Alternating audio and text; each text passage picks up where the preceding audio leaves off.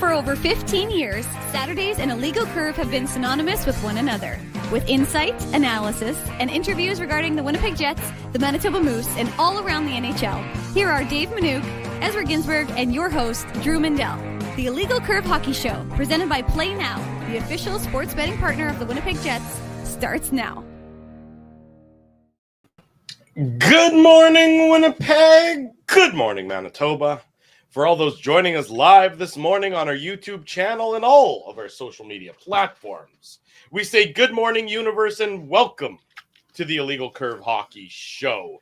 With Dave Manouk, I'm your host, Drew Mindell. Ezra Ginsburg away from the program this morning. Here for the next couple of hours, talk all to do with the Winnipeg Jets. Tons about the second line center role for the Jets.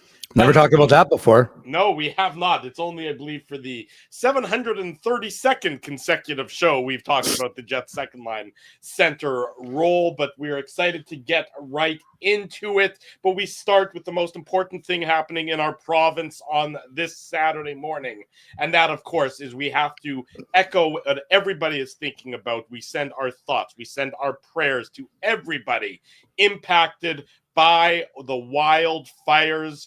We're all, as Premier Wab Canoe said, we're all one Manitoba. We're all together, pulling on the same rope, doing whatever we can to help out those who've been displaced by these fires. So before we talk about the bread and circuses of the world, which is sports, we have to extend our thoughts to all those who are being impacted by the wildfires. So that is where I wanted to start on this Saturday morning. But I say good morning to you, Mr. Manouk. How are you on this Saturday morning?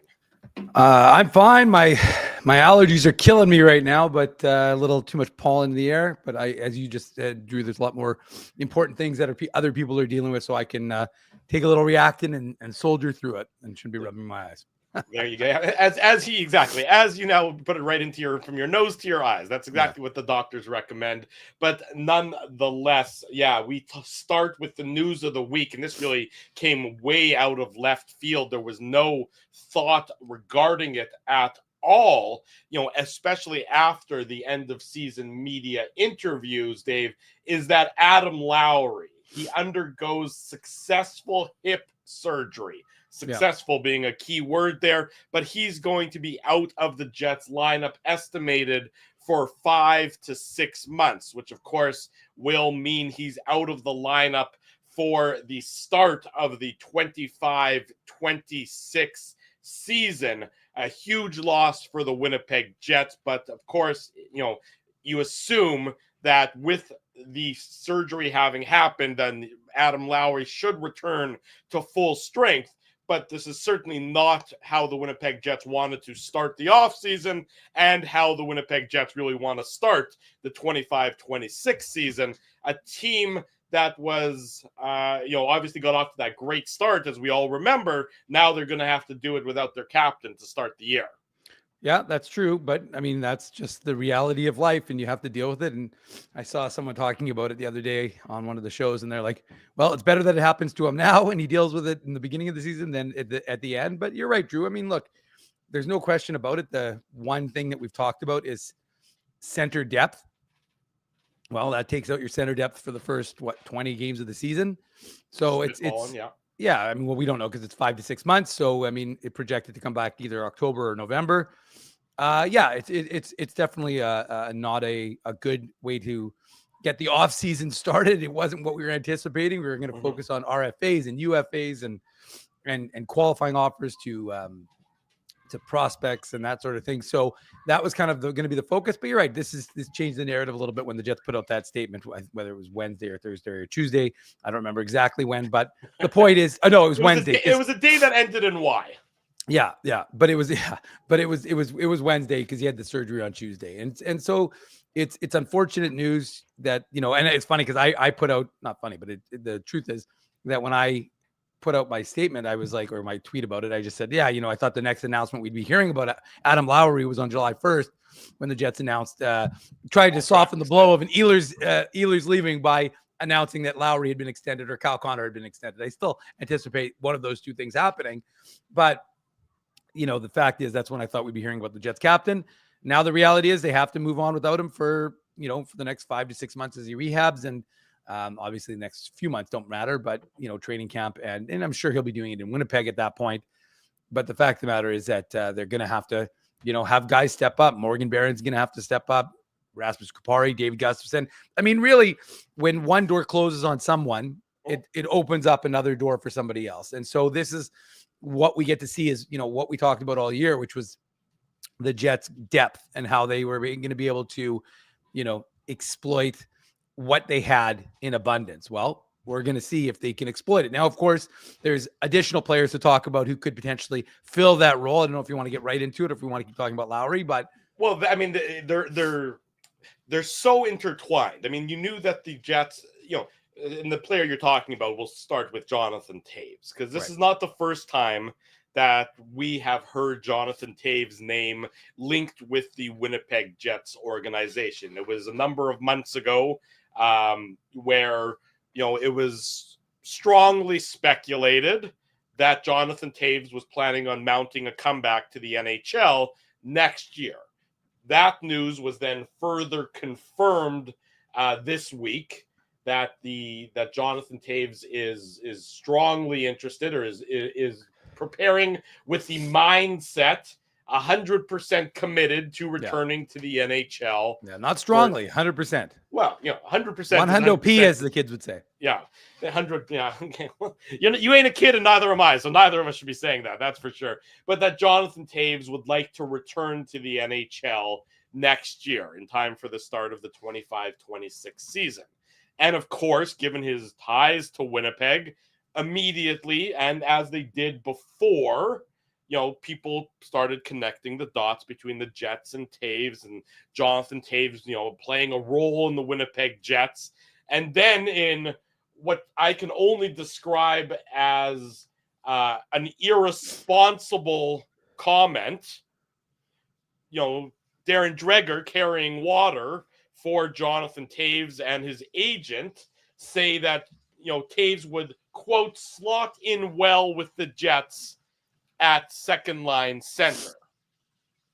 A comment that is so, to me, and perhaps you have a differing opinion, and perhaps others do as well, and feel free to put that into the chat if you do, declaring that Jonathan Toews can be the Jets' solution at second line center, to me, is like me declaring I'm going to become 6'4" and a starting point guard in the NBA.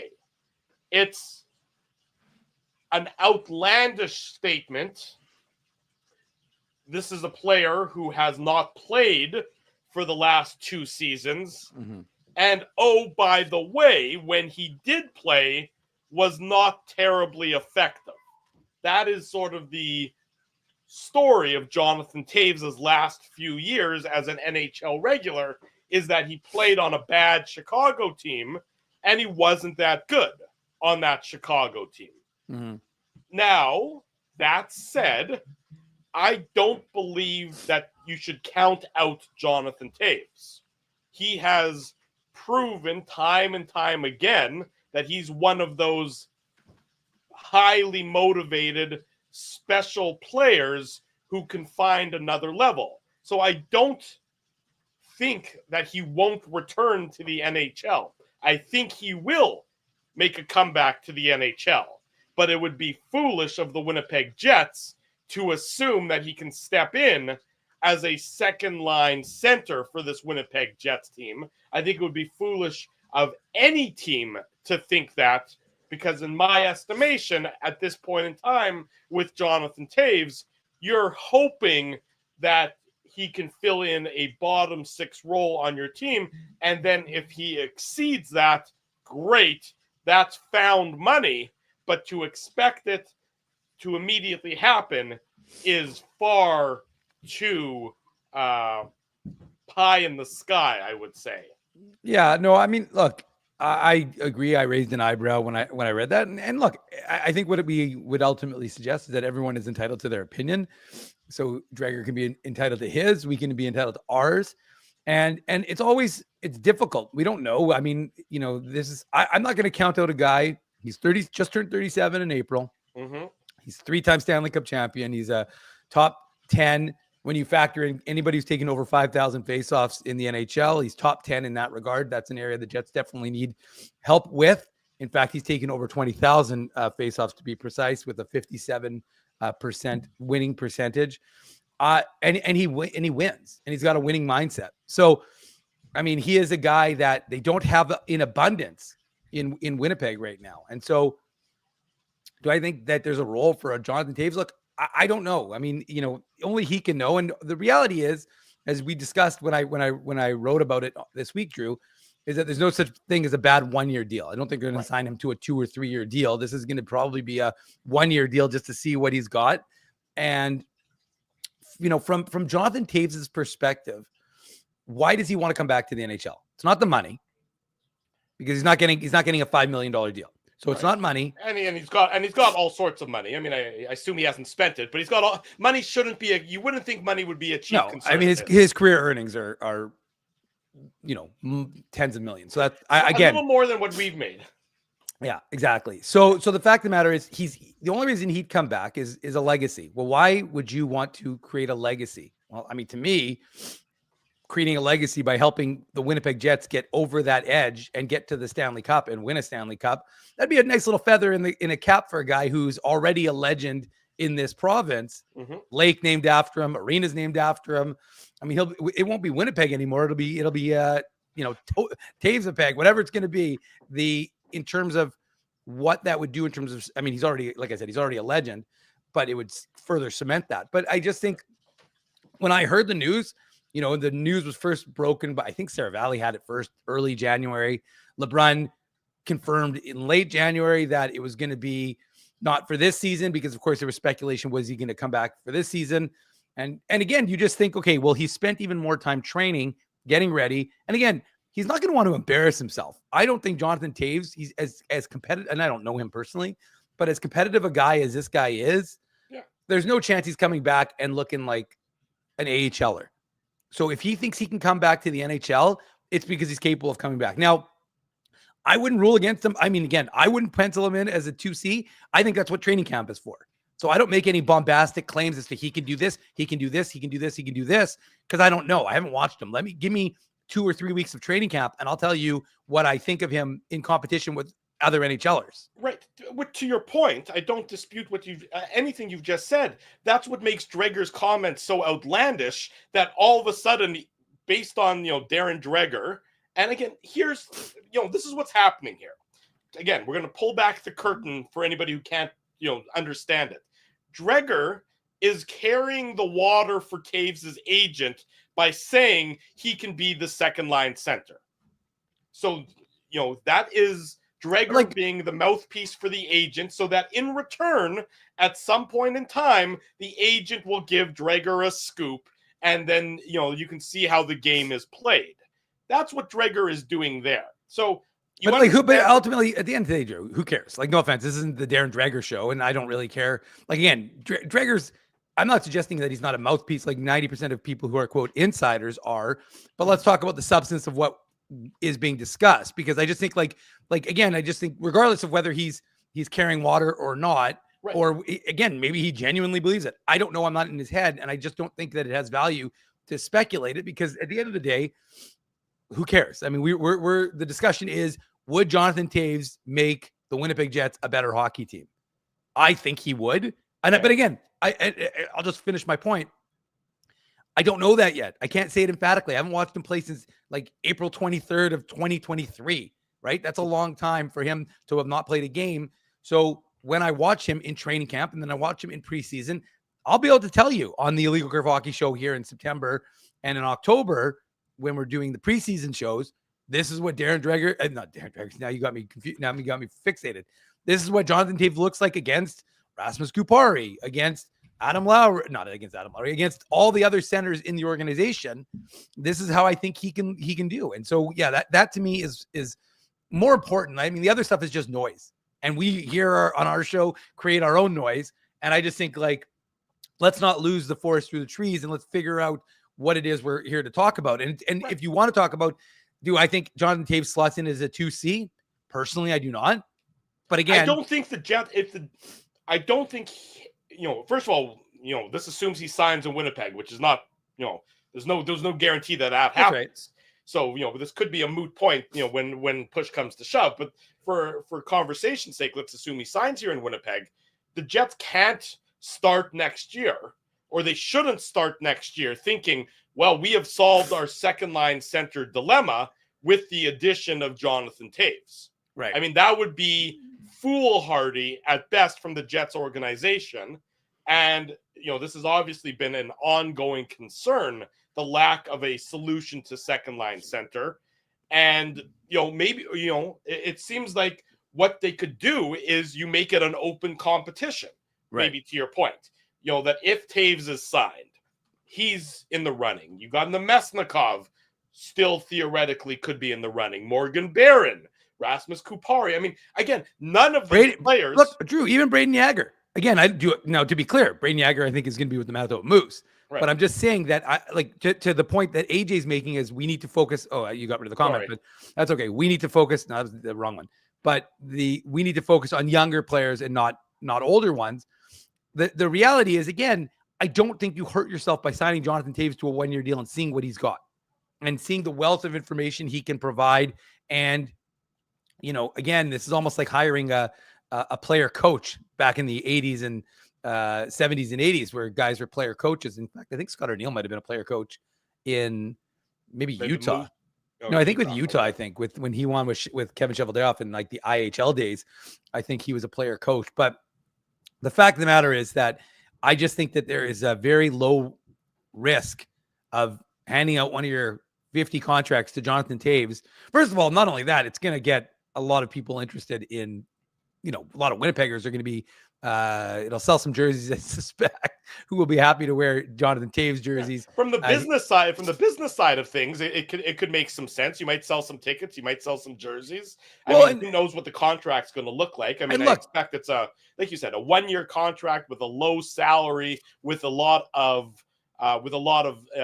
incentives and bonuses, tied in, for games played and goals and, everything along those lines. That's the kind of contract you would expect it to be. Well, for sure. And like, I like this comment for folks who are listening on the podcast from KWB, Kenny's Water Bottle, saying, depends on what Toews has to offer.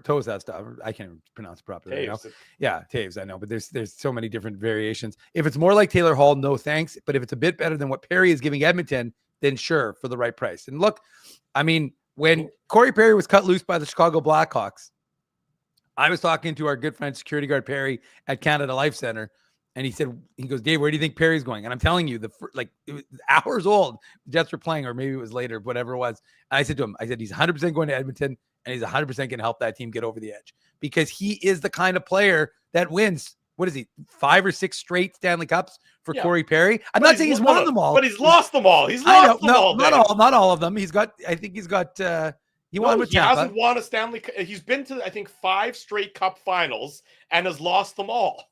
I thought he won with Tampa. I'm pretty sure he won because Corey Perry's got at least 2 Stanley Cups. He won with Anaheim he won with Anaheim, but in 2007. The stretch that he's been on, I think I'd have to look it up, but I think he's lost more than he's lost. Oh, no. Gone to the Cup final. Yeah, my point is, like, again, have the Jets been to the Cup final lately? Just correct me if I'm wrong in that regard. So if you're the Winnipeg Jets and you could take your team to the Cup final, kind of think it's important. I mean, that's just me, but now you got me scouring to see how many Stanley Cups he's won. That's what I'm doing. Yeah. Okay, you figure you do the research. I'm pretty sure he won at least in 21 with Tampa, but Max is saying Perry only has 1. Okay, so he's only got the 1. Wow, 5 straight. That's the Marian Hossa almost when he won when he was there. Who was it? He Detroit and Pittsburgh. No, but didn't it go? Wasn't it 3 straight for Marian Hossa, and then he finally won? Chicago, I think it was Chicago. Yeah, he lost with Chicago. Yeah, that's right. No, he won. He won with Chicago. No, he ended up losing with Detroit and Pittsburgh. Right, that's right. That's what it was. It was 3 state Stanley Cups for Hossa, but he won eventually with Chicago. You're right. Yeah, that's right. 08, 09, and then 2010. Anyways, the point I'm making is that a guy like that has made the Edmonton Oilers a better team. I don't think anybody's disagreeing with that. And I question whether, again, I don't know. I have no idea. I'm not here like with pom-poms, saying Jonathan Toews is going to make the Jets a Stanley Cup contender. I have no idea. He could have nothing left in the tank. Again, I would tend to believe that a guy who has you don't get to the level he got to without having a boatload of pride in yourself and in your game. Yeah. And if that's the case, he's certainly not going to go. He's not going for a payday. So he's not going to embarrass himself for the league minimum contract of $1 million. Let's say you give him two. Like, he's not doing that. So the reality is, why is he doing it? Because he still believes he's got something. Look, I want to be clear. Bringing him in, if he ends up as a member of the Winnipeg Jets, to me, on a low risk, 1 year, no risk kind of deal, makes sense. By the way, this I like how JC's pulling us all together. JC's saying Hossa won when he teamed up with Toews. That's true. When they went to Chicago and they teamed up. Look, so I don't think that adding a Jonathan Toews to your dressing room and to your organization is a bad thing. But immediately slotting him in or perceiving that he can be a top 6 player on your team at this stage of your career is a mistake. So what you still need to solve that problem. You still need to find a resolution to that problem. Be that in a trade, be it in free agency, especially with Adam Lowry out of your lineup for the first however many games of the season, given his hip surgery. You still have that problem. Jonathan Toews doesn't solve that problem immediately upon his signing. Right. Might he help that problem come October and November? Yes, we don't know, obviously. Mm-hmm. But to expect to just put his name on paper, put it in ink, and say, my job here is done, we've solved this problem, that's not something the Winnipeg Jets can do. And truthfully, I think the Jets know they can't do that. That if they get Toews signed, I don't think that means that's the end of this story. I think that is one chapter in this story, that there might be other moves to come, be it Marco Rossi, be it somebody that's an unrestricted free agent and all of a sudden Winnipeg looks a little more appealing as a destination. Be it somebody who doesn't have a no-move clause or a no-trade clause and comes to Winnipeg. I don't think that a Toews signing precludes additional moves from happening, and I certainly hope that the Winnipeg Jets don't think that as well. I think that we have to remember one thing. What was one of the most important things that we talked about this season with the Jets was depth. So if Jonathan Toews adds to your depth, okay, sorry, with all due respect to Rasmus Kupari and Morgan Barron and David Gustafson, any of the bottom players, any of the guys who are at the bottom of the Jets roster that we all know their names. They're not irreplaceable, right? And again, like I said, they were all good pieces, and obviously Morgan Barron started to show something a little bit with what he was doing in with the opportunity that he was given, and to me, again, like I said, I think it's worth mentioning, right, that it's not like Rasmus Kupari 5 goals last year, David Gustafson 2 goals last year, right? Yeah. Morgan Barron aren't replaceable by any stretch. Are replaceable, yeah, for sure. And so I have no idea. I just think like it's kind of like any other situation in life. Would you rather have more options or less? Would you rather say, I mean, again, if you have a guy who's, again, you're going to want to evaluate him. It's not, but ultimately, at the end of the day, in theory, you could bury a 1-year deal. It's not like you can't send him to the minors. I'm not saying they would, but my point is that if he doesn't have, or quite honestly, if he doesn't have it, he's going to know it. I don't think Jonathan Toews, again, to the point I made earlier, is going to embarrass himself. Yeah. And say, and try and hang on with one. I think you'd be getting a very motivated Jonathan Toews to go out in a better light than his last few years in Chicago were. And I don't think that it's his fault that the Chicago Blackhawks struggled as much as they did. All dynasties, all incredible runs have to come to an end. There was certainly some mismanagement that happened there. Not his fault, but of the fault of the front office, that they couldn't keep it going for as long as they maybe should have or could have or would have, or other organizations have been able to do so. So I don't think that the last image of Jonathan Toews, or that Jonathan Toews wants of himself in the NHL, is playing mediocre minutes on a bad hockey team that's just basically going nowhere. So you're absolutely right that I do think that, you're going to get a motivated player. How much he has left in the tank, I can't know. None of us can know. And the only way to find that out is by, signing him, any team signing him, seeing what he has. And if he's got something, great. I mean, right. We see the comment up on the screen. Gabe Landeskog made it all the way back. That's why I posted Sherry's comment, because I think it is a valuable one. I mean, he was an impact player in the playoffs for the Colorado Avalanche. So like I am not here to make a grand pronouncement of this solves the Jets 2C situation, because that's not my initial reaction to this was, wow, this gives the Jets a really experienced fourth line center if need be. And, maybe while Adam Lowry is out, you have him as their third line center.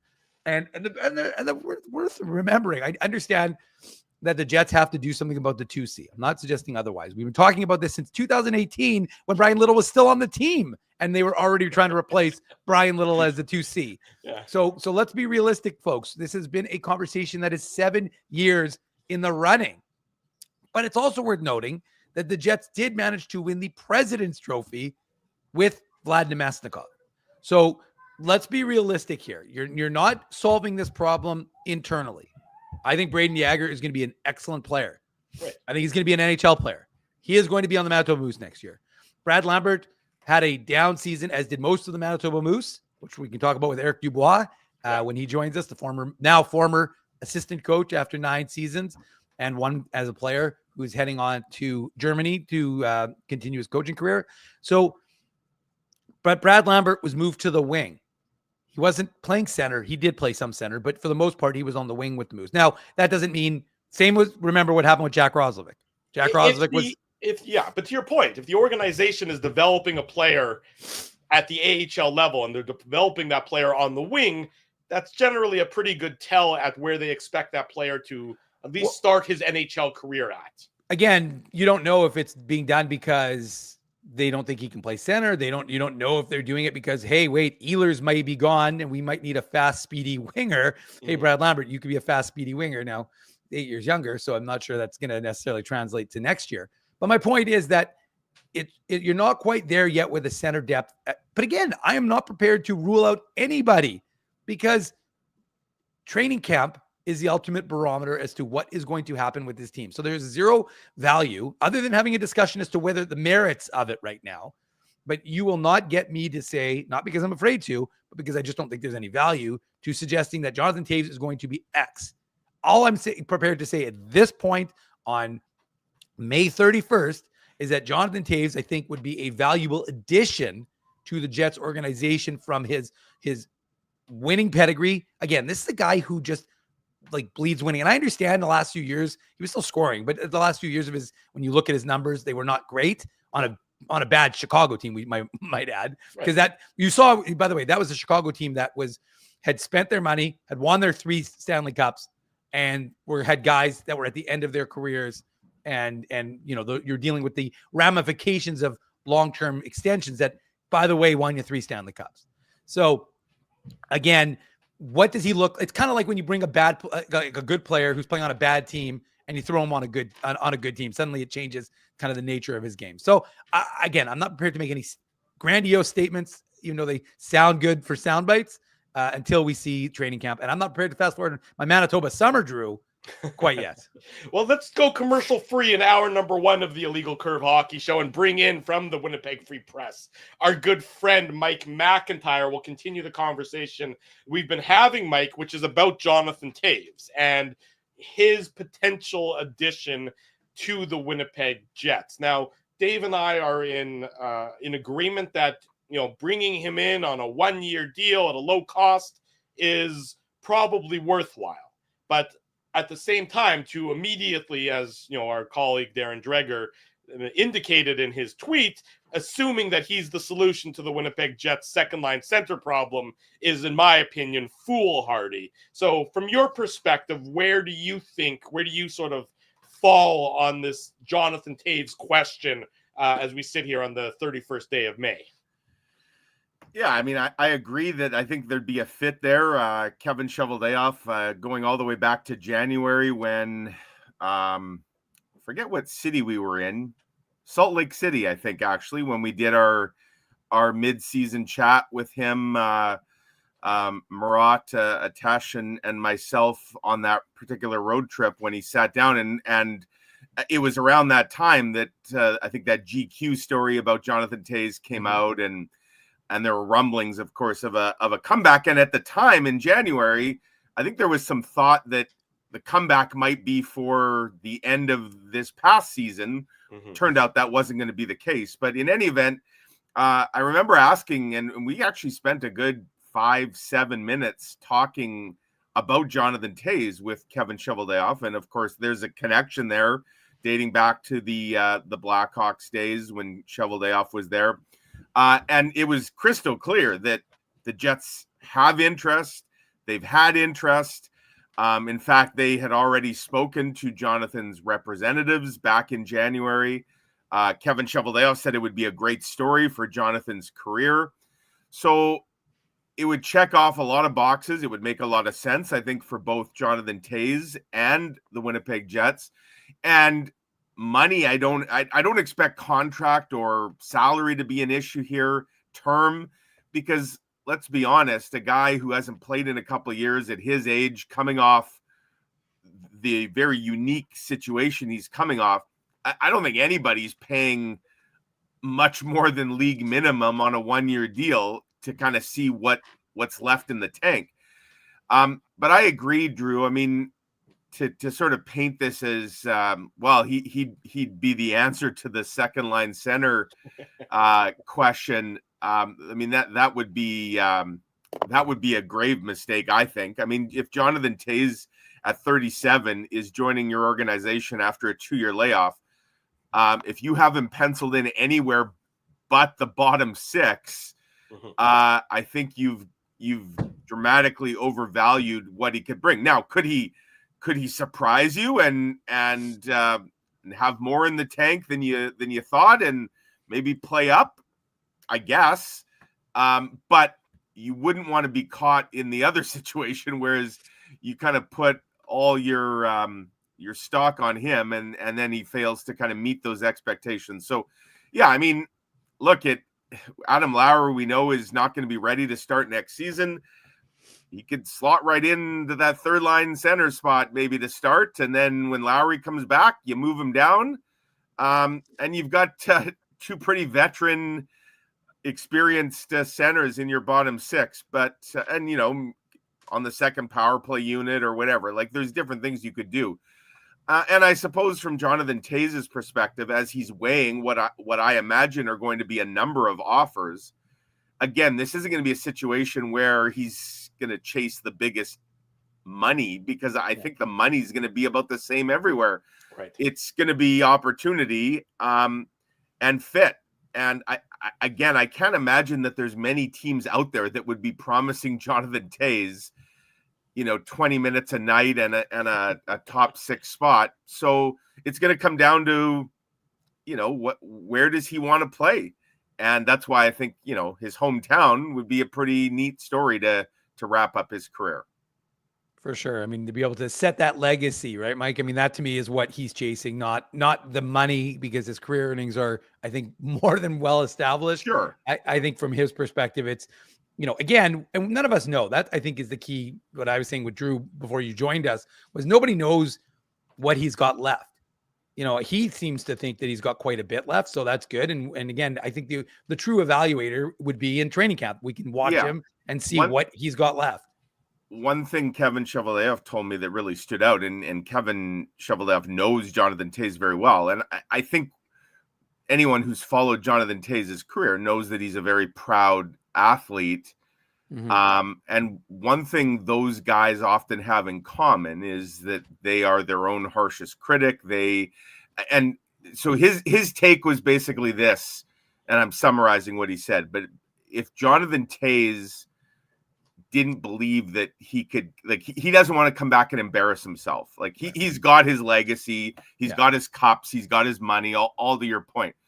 If he's coming back, he truly believes that he can play at this level. Otherwise, he just wouldn't be doing it. So I think there's probably some trust there that if he's gotten to this stage, he must feel that there is gas in the tank. But again, it's a different game. I mean, Jonathan Toews will probably discover the game's even faster today than it was a couple of years ago. That's just the way it's going, right? Yeah. And, Mike, not that I want to pivot too far from that, but just in terms of a guy who he could be playing with and maybe not playing with, Nikolai Ehlers. Do you think that we know that he left Winnipeg immediately, joined Denmark, had an impact for Denmark, who fell short in the World Championship, but obviously he played a big role for them. But from your perspective, what is the likelihood? Is it as time goes on and as we get closer to, we're almost just a month short of a month away, or just a little bit over, a month away from July 1st when he can become a free agent and choose any team. Do you think as we get closer to that, do you think this needs to get done immediately if he's going to stay in Winnipeg? And the other question I have for you is, do you think, what about this whole idea of a sign and trade so the Jets can at least, we know that he's has a loyalty to the organization, the city, at least allow them to recoup something in that regard? Yeah, if he truly knew where he wanted to go and, if he identified a team and then the Jets could work that out, I think that could be a possibility. To your first question, the longer this goes, the less likely it is that he signs. I mean, we know that Kevin Cheveldayoff had a couple-hour meeting with his camp, during the playoffs. And so, I mean, you can talk about a lot of things in 2 hours. Like, I got to think at this point, any bluffing has kind of that ship has sailed. At this point, you're at the stage where you're making offers. And from my perspective, I mean, with each day that passes that he doesn't sign in Winnipeg, that tells me we're another step closer to him leaving. Because I think we're past sort of the cursory discussions, put it that way. Like they should be into the nuts and bolts now, and I suspect they are, or they were. And if it's not happening very soon, then I think it's not happening at all. And perhaps Nikolai, who again we didn't get the chance, as you mentioned, Dave, to even kind of chat with him postseason because he was gone so fast. And he really, really kept his cards close to the vest all season long. Like, quite frankly, just never wanted to talk about it. So we kind of have to guess a bit as to what he's thinking. And, what we know about Nikolai Ehlers is he's a competitive guy. We think he wants to win.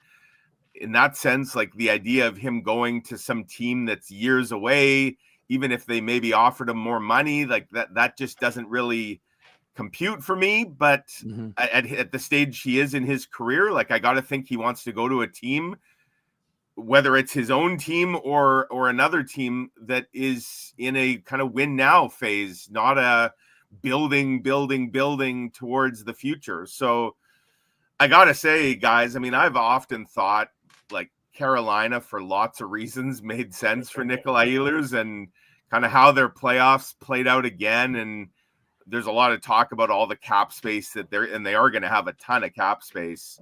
And they certainly need, I think, some more game breakers. Like I'm more convinced than ever that if it's not Winnipeg, that Carolina is a team that just makes so much sense for Nikolai Ehlers. But I'm not ready to shut the door on the Jets. I think maybe there's some colleagues of mine that would disagree that think, he's completely gone. I think there is still a chance, but for sure, Dave, with every day that goes by, and a deal doesn't get done, that chance becomes more and more remote for sure. Mike McIntyre is our guest Saturday morning. This is the Illegal Curve hockey show presented by our friends at Play Now. Mike, we talk about Toews, and then of course that second line center role for the Winnipeg Jets is a natural tie into that conversation. Do you think that this is the off season that the Jets sort of make an extra effort to find the solution or a longer term solution for that role, something that has been a bugaboo going back to Brian Little's days? We know that they've done the stopgap with Vlad Nemesnikov. They've done the trade deadline acquisition, trying to fill that role. Do you think that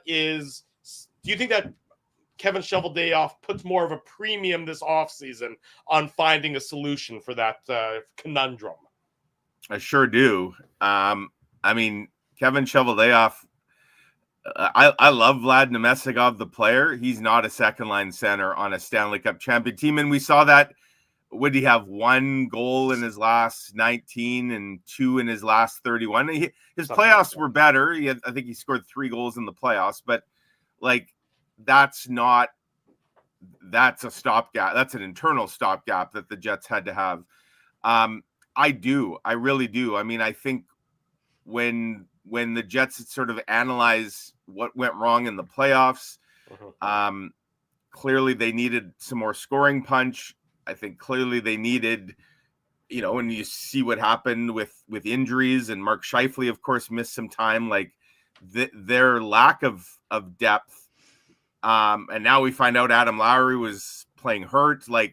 They needed some help up the middle. And we know, of course, and that the Brock Nelson report this week, we all knew at the time that the Jets had come extremely close to landing him before Colorado swooped in. So I know there was some new reporting on that. I don't think it told us anything we didn't already know, which was the Jets were very close to getting Brock Nelson until they didn't. Yeah. But that tells you that they were really trying to address that. They didn't. And I think now, with the benefit of some additional time and resources and all that it absolutely is priority number 1. Without a doubt. And, there's a couple internal options that might be there for the future. Obviously Brad Lambert, his season this year, his sophomore season with the Moose, was a bit of a step back in terms of his production. You got Braden Yeager that's going to be turning pro here, but I think to just immediately think that one of those guys can jump right in and fill that void at the age of 20 and 21 is a bit foolhardy. So yeah, I do think, and I go back to that year-end letter that Mark Chipman sent out a couple weeks ago after the season ended, and the very strong wording about winning a Stanley Cup and how the resolve to do that is stronger than ever. These are not dumb people that are in the organization, and I think everybody would recognize that a big missing ingredient to getting there would be to bolster your depth up the middle. And so, yeah, I don't know what shape that's going to take, whether it's via free agency where the pool's a little thin, or a trade, or an offer sheet, which I'd be surprised if the Jets were involved in that. But I guess they also don't have any second round picks, Mike. What's that? They also don't have any of their own second round picks. Yeah. So, the traditional offer sheet for what would be required for that range of an offer, for sure, they wouldn't be able. Yeah. If you see them reacquire their second round picks like St. Louis did last year, then that's a tell. That would be a tell indeed. But yeah, I think that'll be the main storyline. We know the blue line is. Obviously Ehlers is kind of the first main storyline. What happens there? But regardless of what happens with Nikolai Ehlers, if you lose Nikolai Ehlers, 2 things have happened. You've cleared a lot of extra cap space that you would have allocated to Nikolai Ehlers.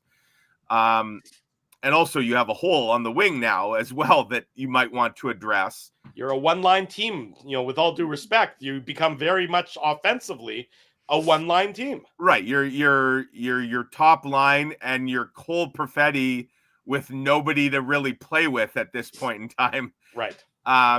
Because again, Nemestikov, Ehlers, Perfetti was your second line.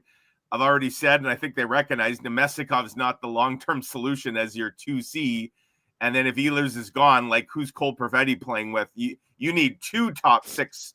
You need a top 6 center and a top 6 winger. So, yeah, those are really the 2 big stories. But, Ehlers is going to play out the way it plays out based on him. That's something the Jets at this point probably don't have a lot of control over. What they do have control over is addressing the ongoing need for a 2C. And yeah, they got to do that, Drew.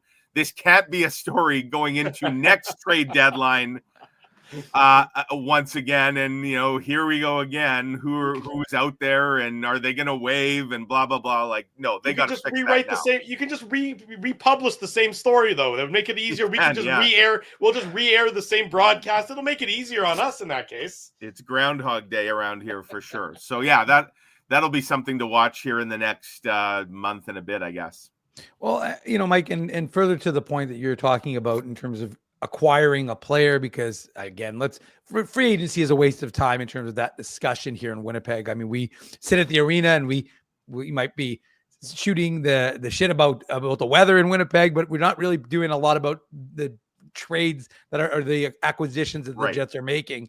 So from your perspective, one thing the Jets weren't willing to do, as far as we know, is deal their first rounder, which we now know is going to be 28th overall in June in the upcoming decentralized draft, which I believe is taking place in LA.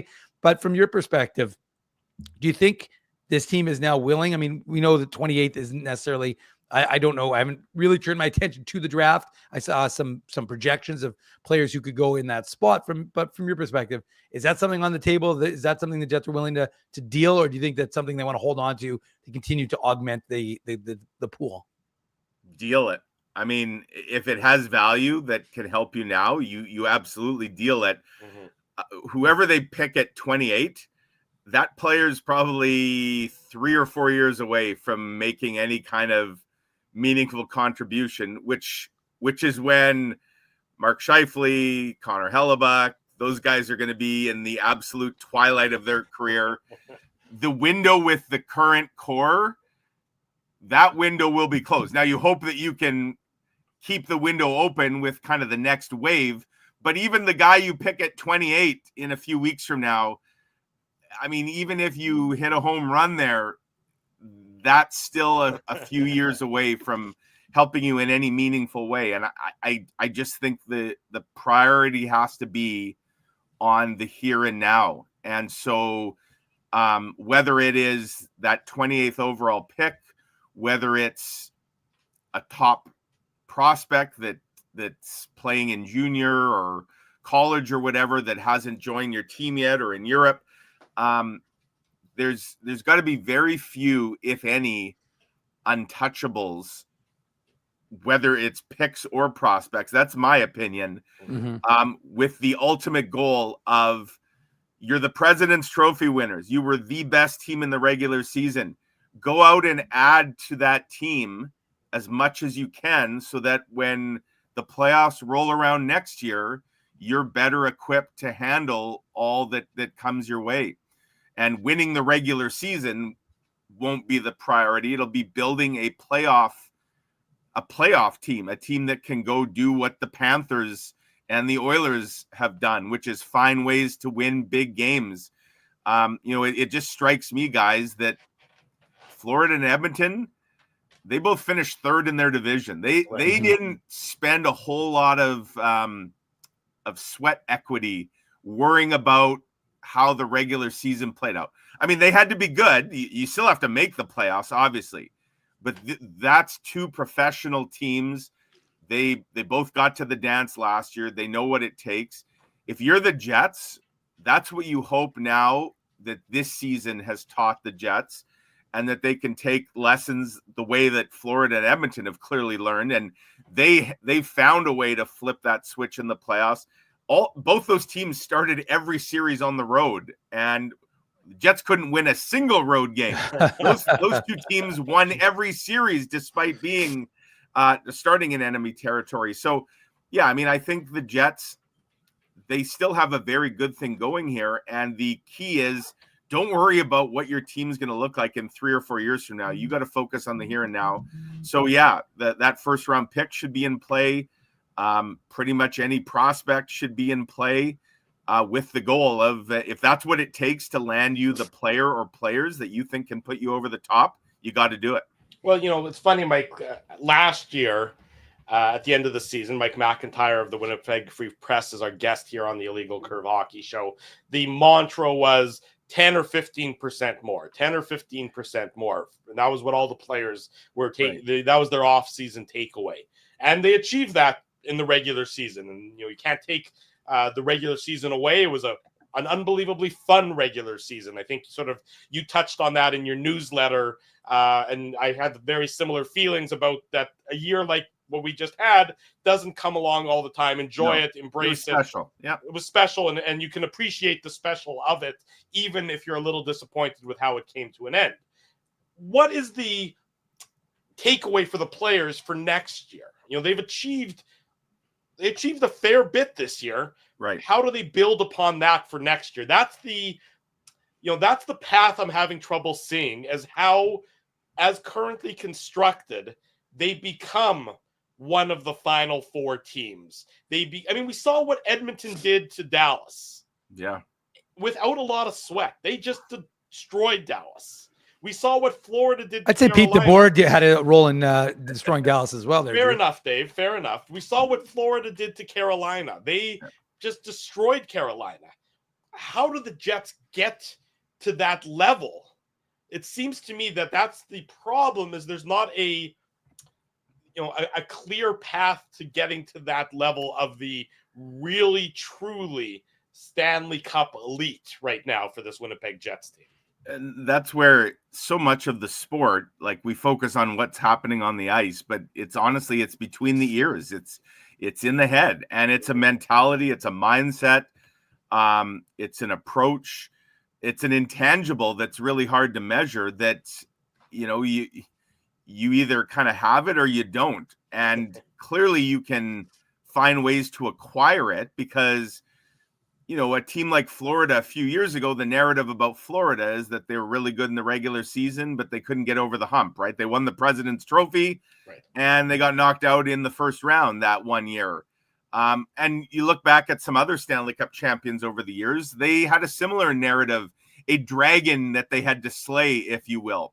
Mm-hmm. Not everybody slays it. Some teams, they just, they fail a whole bunch of times, and then they regress. Then they go back to the pack. Yeah, or they're ones and done. Is that what's going to happen with Dallas, for example? Like, maybe they never get over the hump, and maybe next year they fall back a bit. But if you're the Jets, like, you have to, I think, appreciate that the style of play that was successful in the regular season, that got you to where you were, mm-hmm. Didn't automatically translate. And, I go back, I had a great chat with Bruce Boudreau just before the playoffs began for part of a preview that Kenny and I put together for the Free Press. And Bruce Boudreau, who knows a thing about winning a President's Trophy and then crashing and burning in the playoffs, his Washington Capitals did it. Yeah. Where they got beat by Montreal in a pretty famous upset. I think that was in 07 or 08. But in any event, Bruce Boudreau said one of the problems with that 10 to 15% mentality is that if you achieve it, which the Jets clearly did, is that you've been playing basically the whole year at the highest level that you can. But when it comes time to the playoffs, and now you need another gear, the problem is you might not have that gear, because you've already been there. And so your next gear is really just the status quo. But the other teams who haven't been necessarily at their peak all year long, the way you have, which is why you're on top of the standings, they do have another gear, and they can kind of run you over if they hit it. And, maybe this partially explains why President's Trophy winners struggle so much. What's it now been, like 12 years, 13 years since the Blackhawks, I think in 2013? Yeah. So 12 years. But, President's Trophy winners, it's not the shoe-in that many think that it should be when you're the best team over 82. Why can't you be the best team for another 2 months?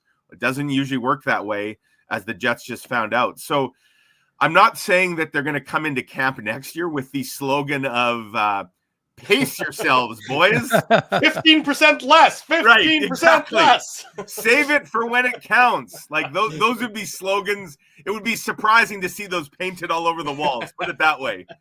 But I mean, in a way, like you don't want to scale back what you just did, but you have to recognize that, and I think the Jets now have learned that lesson, that regular season success, and they just had the best regular season they've ever had, didn't automatically translate. So kind of in the way that they took some lessons from last year and parlayed them into a terrific regular season, now the next challenge is to take the playoff lessons, and we won't again be kind of like this year where we were saying all year, well, the ultimate verdict is going to come in the playoffs on what this team is.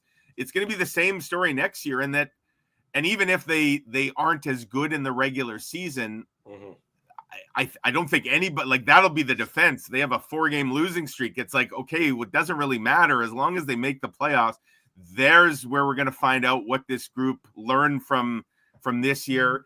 And again, I think part of that, to me, and why they struggled this year is they didn't, other teams bulked up. Other teams added depth. The Jets added Tanev and Shen, and then injuries and key injuries started hitting. And that's why I think, they got to learn from these mistakes. They've got to address some of the holes that were in the roster, specifically at the second line center position. And I think the mental side of it is going to be a big storyline as well going forward. Yeah, no, I mean, I think you're right, Mike. And I think if anybody watched the Oilers or the Panthers down the final stretch, you didn't think that they were going at 100% because they knew exactly what they needed to do. And I would not bet against Connor McDavid because helps to have a guy like that for sure. Yeah. Well, sorry for interrupting, David. If Jim Hillier though doesn't blow it for the Kings, hey, the Oilers might be down 3-0 in that series. True. Well, it also speaks to the idea that honestly, like there's a degree of luck or good fortune that it's hard to quantify, but again, you need to get some luck.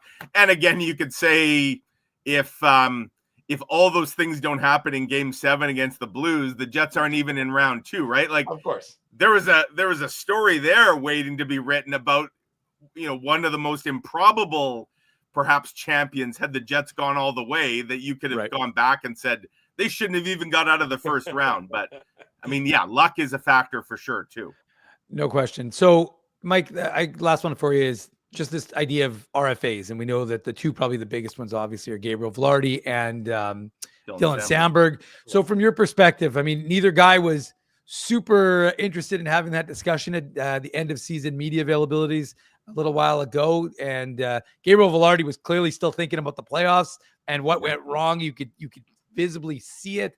And of course, going to California, not necessarily, the prison of California, the way he referenced it. But from your perspective, do you see any reason to think that those deals aren't done in the next little bit? No, I don't. I mean, I think we know the value of both players. The Jets know the value of both players. And, I think for both players, like Winnipeg's a great fit for them.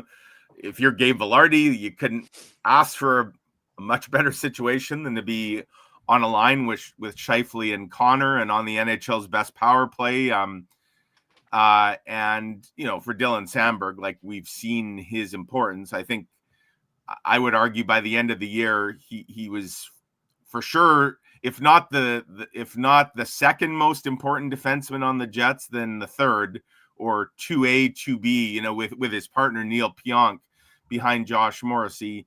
And so, his number will be interesting because he's not the point producer.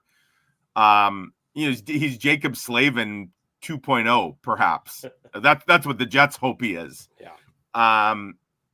So, and points tend to lead to dollar signs on contracts, and maybe that helps the Jets a bit because, if he was also a big point producer, my goodness, that next contract would be a whopper. But no, I don't see big issues there. And, the cap's going up. Like, this isn't a situation where we look back maybe in the past and like, I go back to when Josh Morrissey, remember when he had to, like, when the Jets couldn't sign him right away to his extension because they were in cap hell at the time. Yeah. And, Kevin Cheveldayoff, he's told the story of how he basically went to Josh Morrissey and said, I'd love to sign you long-term right now, but I just can't. I'm going to need you to wait.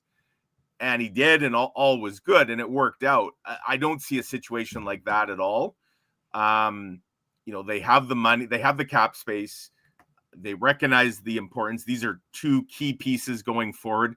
We talked about Nikolai Ehlers. One of the reasons Nikolai Ehlers might want to look elsewhere is because Gabe Vilardi's on that top line. And so if you're the Jets, like, you got to make sure if you're losing Ehlers because of that, you better make sure you retain the piece. And I also just think if you're the Jets, like this whole, Gabe Vilardi is part of the Patrick Laine trade tree. Mm-hmm. And I think they found the guy that they really want and that really works in that spot. So yeah, you want to make sure that he's here for the long term. And I don't expect issues there, but Kevin Cheveldayoff's to-do list is a busy one. I don't know what the order of all this is going to be, Dave. Like, if some of the, and he kind of alluded to that, right, in his year end. Remember when he said, like, don't be alarmed if certain things haven't happened. Like, he was almost setting the stage, like, don't panic just because we haven't done this yet doesn't mean that it's not happening. So, that tells me that maybe those play into the summer a little bit. But, I don't expect it to like drag to training camp or anything like that, where we're seeing a situation like with Jacob Trouba or whatever, where a player's not at camp. I think it gets done and to the satisfaction of everybody. Yeah. Mike McIntyre of the Winnipeg Free Press. He's a good friend of our show. Mike, thanks so much for joining us this morning. We appreciate your insight. We appreciate your time. Have a great rest of the offseason. We'll catch up again soon, though. You bet, guys. And you know what? Ezzy's never sounded better than he did today. Looks better either. He's never looked better true. either. Both. Yeah. He gets both check marks. Thank you, Mike. Be well. Have a great rest of your Saturday. You as well. Thanks, Mike. Mike McIntyre, our guest this morning on the Illegal Curve Hockey Show. Before we go to break, we went commercial-free, hour number one. I want to make mention, coming up this afternoon, 1 o'clock, Desiree Scott, probably one of the greatest athletes to ever come out of Winnipeg. She's playing her final game for the Canadian women's national team. That's happening in a friendly against Haiti, coming up at the football field at the soccer stadium in downtown at the campus of the University of Manitoba. 1 o'clock this afternoon. I'm going to be there with my family. If you're looking for something to do, come out, support one of Winnipeg's, Manitoba's greatest athletes of all time. That's taking place a little bit later on this afternoon. It's a beautiful day. It's a little hot, admittedly, maybe a little smoky, but try and get out there if you're looking for something to do and give Desiree Scott the well-deserved ovation, easy for me to say, that she so richly deserves. We go to break Saturday morning. It's the Illegal Curve Hockey Show. Still to come on the show, Eric Dubois in his exit interview after leaving the Manitoba Moose as an assistant coach. He joins us at the bottom of hour number 2. Drew Mandel, Dave Manouk, Saturday morning. The Illegal Curve Hockey Show is presented by Play Now and continues after these commercial messages. We want to thank you for not betting with Play Now and choosing our illegal gambling sites instead. Because we couldn't afford things like this without your money. So much of your money. Now you might have questions like, do our profits benefit your community? No. Or bet with Play Now, Manitoba's local legal and secure gambling site. Dining, entertainment, parking, and convenience, all in one spot. City Place is located in the heart of downtown Winnipeg, attached to the Canada Life Centre.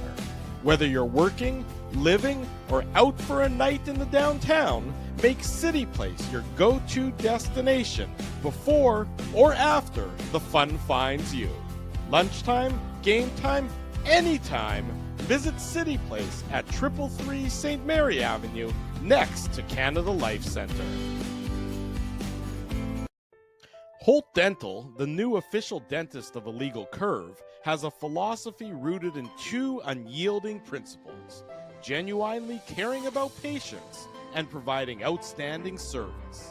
Being a patient of Holt Dental means more than just checkups and treatments. It's taking the time to listen and talk to each patient so they can achieve the best long-term health, functionality, and aesthetics for their teeth, mouth, and gums. Conveniently located at Grant Park Festival on Taylor Avenue, Holt Dental is dentistry of the highest quality in a comfortable and relaxed environment. For more information, visit holtdental.ca. Oh, and there's plenty of free parking at the front door, too. Celebrating its 40th year as Winnipeg's home for stand-up comedy, Rumors Restaurant and Comedy Club has recently been named Canada's top comedy club and a top 5 comedy club in North America. From birthday parties to date nights to fundraisers and everything in between, Rumors is your destination for the best and most affordable live entertainment Winnipeg has to offer. For more information on upcoming shows, Rumors' incredible promotions, and to purchase tickets, visit rumorscomedyclub.com. At Boston Pizza, a fast lunch doesn't have to mean fast food. Now you can get a $15 lunch served in just 20 minutes, including your choice of a main, side, and drink. That's right, lunch for $15 at your local Boston Pizza.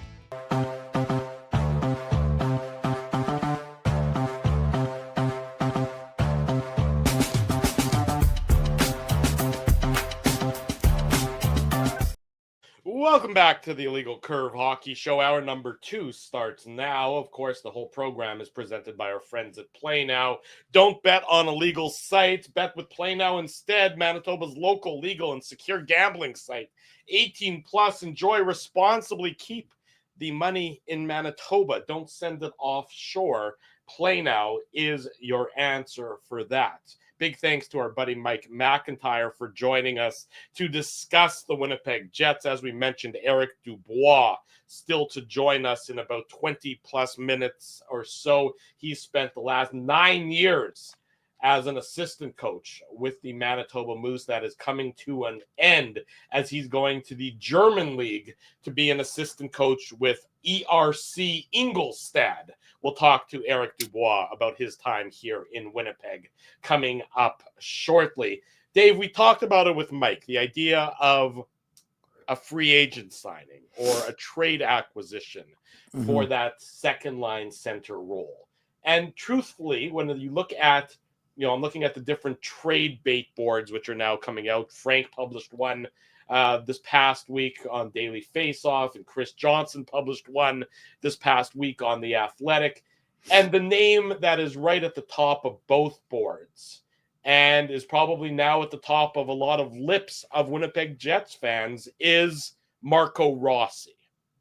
Because you don't often see, 23-year-old players, centermen, with 60 points under their belt being made available on the trade bait board, being made available by a team, their own team, that he's fallen out of favor for.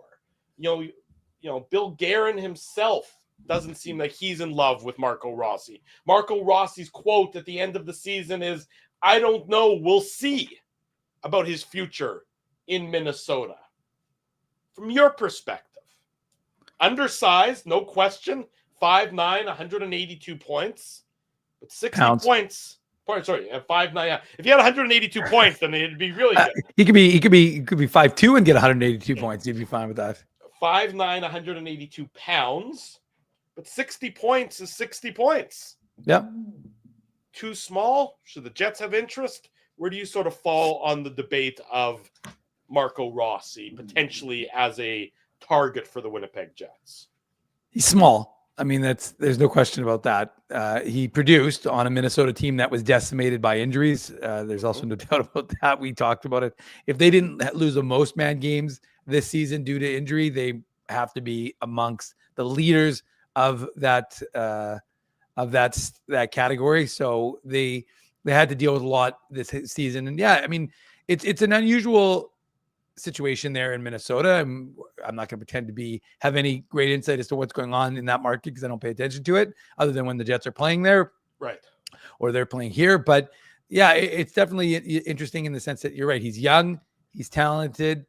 Now, again, he's an RFA, Yes. so there's So you no. would need a new contract. So yes, Yeah. that's Yeah, I'm just saying, like, and again, we it's worth mentioning that the Jets do not have a second round pick for the next 3 years. So as we've mentioned, if you want to make a substantial offer to get someone, then you generally are going to need your second round pick. Not always, obviously, but I would suspect if they want to get Rossi signed to something, it would require them to do that. So again, who is it? It was a second round pick this year dealt as part of the Dylan trade. Who was when they acquired Dylan from Washington? Was that this one? I'd have to hang on. Let me They're look. 2025. They've been shopping those second round picks willy nilly for a long time now, so it's hard to yeah. This was this was the Tyler Toffoli trade. Sorry. Yeah, that would make sense. Yeah, that was the Tyler Toffoli trade. So that they would have to reacquire it from New Jersey. JC is saying Rossi's a first and a third pick if offer sheeted, so that's bears noting. But and again, it depends on the value of the offer. I'm not looking at the numbers right now, so I couldn't tell you. But the fact of the matter is that the Jets have to think creatively. I think you said out of the box to Mike, and I think that's something that they would need to do, because I mean that's one of the areas that the Jets have. You don't have that internal fix. Like, I know folks are saying you can throw a player in there and see what they can do. You know, throw a Braden Yager, throw a Brad Lambert. But again, organizationally, they haven't had success they haven't tried doing that, I should say. So I don't know why the cat is going to change its stripes. Maybe they do. And I think the training camp is going to tell us. I mean, if a guy wins a spot, Look, Kevin Cheveldayoff said it. He said, you know, when I asked him about Elias Salamonson, yeah, speaking of second rounders, and he said, well, you know, that he may force us to make a tough decision. And we know he's been one of the last guys sent down the last 2 seasons. 2 years ago, Scott Arniel didn't want to send him down. He was a stud for the Manitoba Moose. We'll talk to Eric Dubois about Elias Salamonson, that's for sure. And nobody knows him better since he was the D coach with the Manitoba Moose. And so there's a question mark there, right? If you're going to get guys who are going to supplant and force you to put guys on waivers that you weren't anticipating, that sort of thing. Because the Jets aren't certainly not going to keep Salamonson. I'm deviating from the 2C conversation. I was going to say, you really took a hard right turn. I'm just saying in the sense that we don't know if the organization is prepared to put guys on waivers that traditionally they've bent over backwards and put themselves into pretzels in order to not put Ville Heinola and not to put Logan Stanley on waivers. So again, will they do that and put Gustafsson on waivers, and will they put Kupari on waivers? But we've spent the last 75 minutes, a lot of it, talking about how you need to find center depth. Yeah. Especially without Adam Lowry. And I know everyone sees the size of Marco Rossi and you're immediately taken aback. You're like, oh, he's too small. Can't do it. And you look at how Minnesota, the minimal minutes that Minnesota used him in the playoffs. So he's clearly he clearly fell out of favor, that somebody within the Wild organization doesn't like aspects of his game. And, they would know him as much as anybody. And they don't like what's there. But 60 points is 60 points, 23 years old. Mm-hmm. I would argue probably only improving. You usually don't necessarily peak at 23. There's probably still some meat on those bones when it comes to his playing career and his trajectory. They gave him 11 minutes of ice time per game in the playoffs following that 60-point regular season. And I know what I would say to people who are taken aback by his size is, don't think of him necessarily as the unequivocal second line center. Think of him more as a 2B center. Because we know how they deploy Adam Lowry when they need a defensive performance. That Adam Lowry becomes the de facto second line, when the Jets when they're playing with the lead. But for a team that needs improved offensive depth, I don't think you can just overlook a 60-point player, a young 60-point player, simply because of his size. I would agree. So and I don't know what it's going to take to get him out of Minnesota, be it via trade, be it via an offer sheet, whatever it might be. But I don't think that his size should be an immediate no, because if you're worried about his size, maybe consider him as a 2B, and Adam Lowry with his big size and his defensive prowess and that line's defensive prowess next year, be it Lowry, Niederreiter, and let's say Iafallo, because I don't think it's going to be Appleton or whomever it's going to be there. Maybe that is you almost have a second line defensive. You have a defensive second line, and then you have an offensive second line. Perfetti and Rossi are small, very small, but they're talented. Well, and one of the things that we've talked about is you would have an absence of that. And it's not an area, I mean, you said it, Drew, the Jets would be a one scoring line team. You can't afford to do that. The Jets need to be able to, again, defense can win you games. We're seeing that. We saw that in the AHL. Look, and again, I know that we've seen it from the Jets for the last 2 years. They have and how great they've been in the regular season at preventing goals has been a big catalyst to their victories. In fact, I have no problems with his size, as we've outlined on the comment. Like Crosby's 5'10". I'm taking Crosby every day. Now his legs are the size. His legs are about 5'10". So take He's that a into tree trunk. Yeah. So take that into account. But I my only concern with Rossi isn't so much that, is he ready to take the step that the Jets need for that winning element? Is he ready to be part of that veteran core that takes the Jets? I just think that he's absent that. Now, again, there's going to be a cost associated with acquiring that type of player, and my concern isn't his size, actually. Again, I know we've talked about his size. It's a factor, I think, but I look at it and think to myself, is this a guy who is going to help your group get over that hump?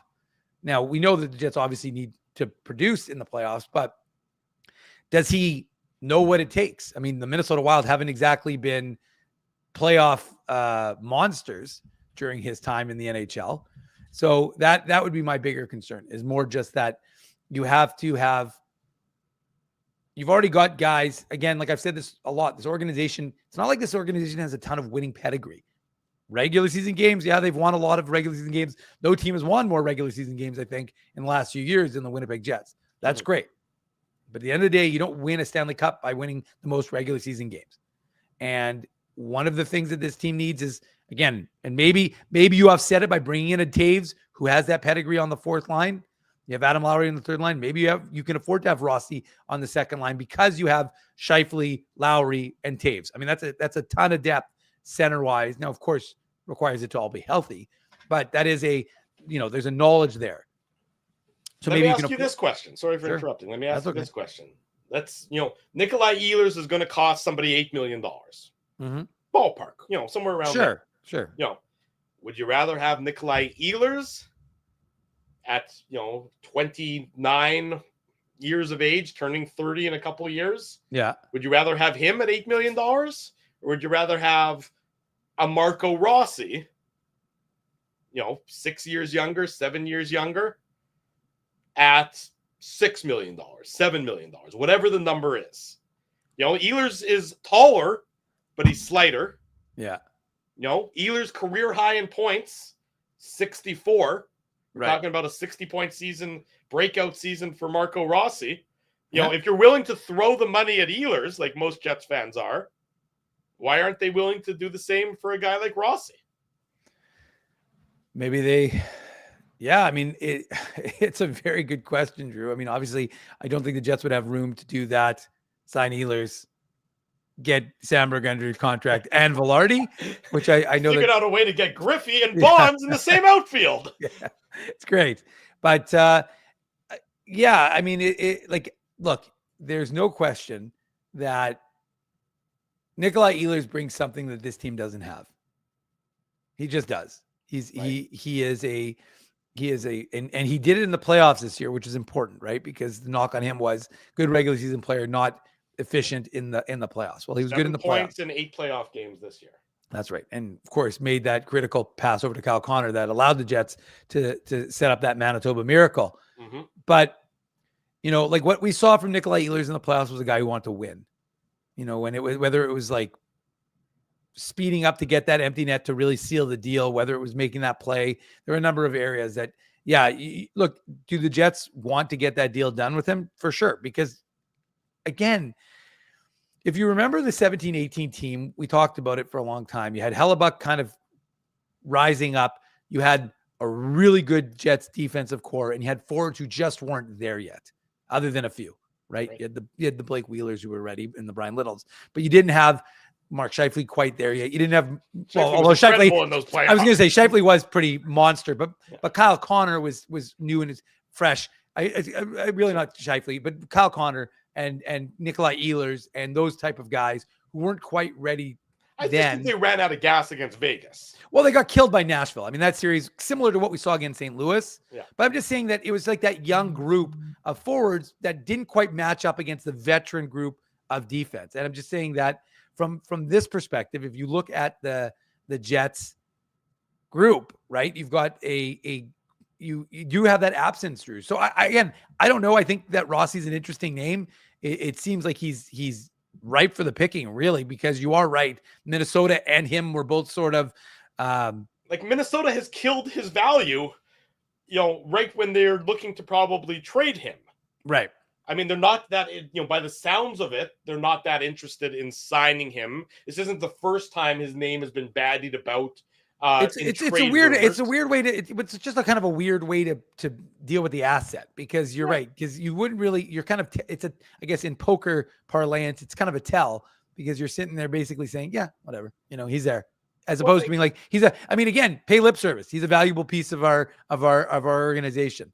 I just again, why you give away, information is currency in this league. And so why you do that is an interesting one, but especially when you're trying to find, you're trying to find your center.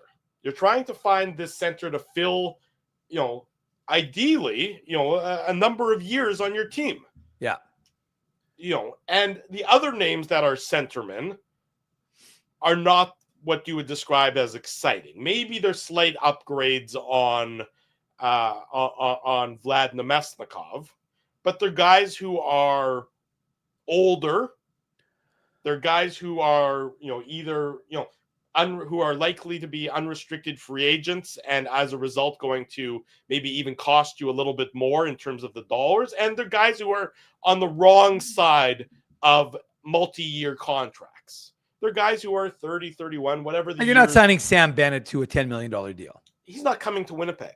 But my point is that, again, while I'm the first person to say you're willing to take a hit in year 4, 5, and 6 because you win a Stanley Cup, but let's just be realistic. That'd probably be a hit in year 3, not year 5. Well, you're looking at I just think that this is an opportunity, or whomever acquires him, assuming somebody does, you don't get to acquire young players. Apparently the Flyers, our friend Anthony Sanfilippo was saying that there were some discussions between Philadelphia and Minnesota. Okay, well, because again, this is a player. It's not like you're acquiring him and then you're hoping to see what he can do at the NHL level. He's got 60 points in his career. Yeah. That is a pretty good number. That's a number that if he produces 60 points for you for the next 5 years, well, as you said, Drew, that's Ehlers' high. Not literally 60, but you know what I mean? That's it's not like Ehlers. Again, it is amazing though. I will say, and again, I do find it interesting because, it's amazing how we value a guy who can get to 60 points. We grew up where, guys had 100-point seasons like it was nothing. And now it's like, wow, he got 60 points. That's fantastic. Let's be realistic. This Jets team still hasn't had to produce a guy who's gotten 100 points in a season. Well, and I think that. Now, we know that the Jets have valued defensive play, and it has resulted. Let's be realistic. They had Kyle Connor had the best offensive career season ever for him and for the organization. Right. Well, that's because honestly, and I think the reason why they haven't got to that point is the Jets don't have, to get to that 100-point mark. You're one of the superstar elite forwards in this league. Mm-hmm. And the Jets don't have a superstar elite forward. All due respect. They have very good forwards. Mark Scheifele, Kyle Connor. These guys are very good, but they're not at the superstar elite category. And that, frankly, is why I think the Jets are that echelon below the best of the best in the NHL. That's why they're an echelon below the Edmonton Oilers with Draisaitl and McDavid. That's why they're an echelon below the Florida Panthers. That's why Carolina struggles. Carolina and the Jets have a lot of similarities. Mm-hmm. Tons of depth, but they don't have that, as I described, and as I've said, they don't have that destroyer of worlds. And I think you saw that in the series against Florida. And Dallas, Mikko Rantanen is, to me, a destroyer of worlds. Not in the last 8 games of the playoffs, Drew. He wasn't. You're right. Have a goal. And I think what happened with Mikko Rantanen, long term, I think it's going to be a very good thing for the Dallas Stars that he's a member of their team. But I think he just ran out of gas. Think about his season. Not when Jake Ottinger is traded to the Colorado Avalanche. Well, again, we can discuss that later if you want. And that was a poor coaching decision by Pete DeBoer in that case. But, I just don't think the Jets, and that's why the Jets, to me, are never, at least at this stage, a true Stanley Cup Final 2 team in the league. Because I just don't, when you have a Draisaitl and you have a McDavid, how do you stop them? Well, I mean, yes, that's fair. But, I mean, you also have to remember the Oilers have had a Draisaitl and McDavid for a number of years. And it took them, you're right, it took them way too long to figure out how to maximize those assets. Well, but also remember the Edmonton Oilers, and I love Connor McDavid. I love watching him. I watched a lot of Oilers games just because he is just an exciting player to play. But the Oilers aren't winning because Connor McDavid and Leon Draisaitl are single-handedly doing it. They've been impactful. The Oilers are winning because their depth is actually producing. They're getting goals from all across the board. Right. And they're also getting goaltending from Stuart Skinner, who has turned the corner. And Calvin Pickard, the Winnipegger, is 6-0. So, I mean, again, I agree, Drew, but I want to just remember that this is not NBA. This is the NHL. And, depth is important, I think. Sure, I would agree with you. The Jets don't have a game breaker. There's not, other than Connor Hellebuck, really. But in the sense that they do not have someone who you could put up against Connor McDavid and say he is his equal. But the truth is 31 other teams in the NHL don't have that. So the reality is Edmonton's great. They're great because of, I would argue that their depth, they've got really good veterans. They were doing this without Matthias Ekholm. He played his first game in game 6 for Edmonton in the last series. So, that's impressive, right? They were doing it without their best defensive. Sorry, game 5. Yeah, they won game 5. Stop giving Dallas so much credit. Sorry. Good point. Anyway, You're right. I just think it's just an interesting, look, I know we're going to go to break and then bring Eric on, but I'm so sick of the idea that all of a sudden you have to change everything to copy Florida. All the articles I'm reading. What can the Jets do, or not the Jets, but what can all the other NHL teams do to be like the Florida Panthers? Well, they're not going to get 30-degree weather all the time, and they're not going to be tax-free. No, never mind that. You can't get Sasha Barkov. You can't get Matthew Tkachuk. That's right. That's what all these other teams don't have. They don't have those superstars who are, that put a team at another level than teams than very good teams. The Jets are a very good team. Carolina's a very good team. Florida, Edmonton, those are superstar teams. That's the difference. Mm-hmm. Eric Dubois, former Manitoba Moose assistant coach, is up next. Saturday morning, it's the Illegal Curve Hockey Show, live on our YouTube channel and all of our social media platforms. We want to thank you for not betting with Play Now and choosing our illegal gambling site instead. Because we couldn't afford things like this without your money. So much of your money. Now, you might have questions like, Do our profits benefit your community? No. Or bet with Play Now, Manitoba's local legal and secure gambling site. Dining, entertainment, parking, and convenience, all in one spot.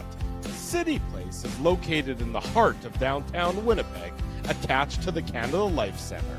Whether you're working, living, or out for a night in the downtown, make City Place your go-to destination before or after the fun finds you. Lunchtime, game time, anytime, visit City Place at 333 St. Mary Avenue, next to Canada Life Centre. Holt Dental, the new official dentist of Illegal Curve, has a philosophy rooted in two unyielding principles: genuinely caring about patients and providing outstanding service. Being a patient of Holt Dental means more than just checkups and treatments. It's taking the time to listen and talk to each patient so they can achieve the best long-term health, functionality, and aesthetics for their teeth, mouth, and gums. Conveniently located at Grant Park Festival on Taylor Avenue, Holt Dental is dentistry of the highest quality in a comfortable and relaxed environment. For more information, visit holtdental.ca. Oh, and there's plenty of free parking at the front door, too. Celebrating its 40th year as Winnipeg's home for stand-up comedy, Rumors Restaurant and Comedy Club has recently been named Canada's top comedy club and a top 5 comedy club in North America. From birthday parties to date nights to fundraisers and everything in between, Rumors is your destination for the best and most affordable live entertainment Winnipeg has to offer. For more information on upcoming shows, Rumors' incredible promotions, and to purchase tickets, visit rumorscomedyclub.com. At Boston Pizza, a fast lunch doesn't have to mean fast food. Now you can get a $15 lunch served in just 20 minutes, including your choice of a main, side, and drink. That's right, lunch for $15 at your local Boston Pizza. Welcome back to the Illegal Curve Hockey Show. Drew Mandel, Dave Manouk with you on this Saturday morning. We're pleased to welcome to the program former assistant coach of the Manitoba Moose, Eric Dubois, joins us on the show now. Eric, does that sound weird, having the word former in front of that? It does. It does. Yeah. Good morning, guys, by the way. Good morning to you as well. Yeah, but it does.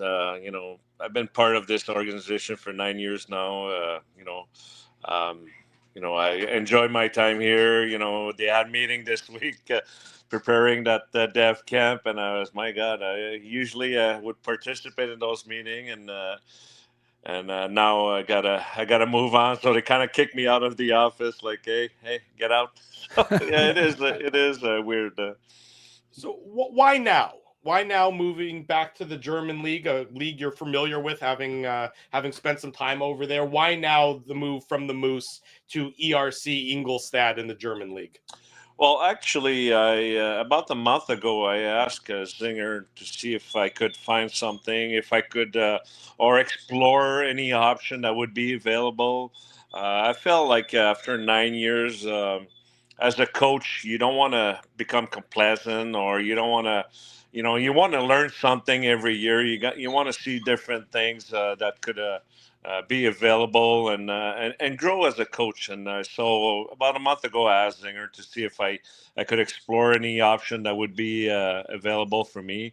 And I had a couple interviews for junior, maybe going back as a head coach at the junior level, and then eventually Europe got available. Did a few interviews there, and we decided, me and my wife, to go back to Europe as a coach. Eric, one of the things you've talked about is, you've been part of the Manitoba community for the last 9 years as an assistant coach. Of course, you were a player back in the 96-97 season here in Manitoba. From your perspective, what does it meant to be part of this community? Well, it makes a big deal. My daughter, when we joined the Moose on the first season, my daughter was not even a year old. So it was her first year being here. We enjoy made some good friends, we the years. My wife reconnected with one of our good friends when we were here our first year. So, we got involved did a few practice with minor hockey at times over the last few years. So yeah, no, we enjoy our time here. We had some good friends. When I play golf in the summer, I got a good list of friends that I could play with. So it was a perfect timing when we came back here as a coach.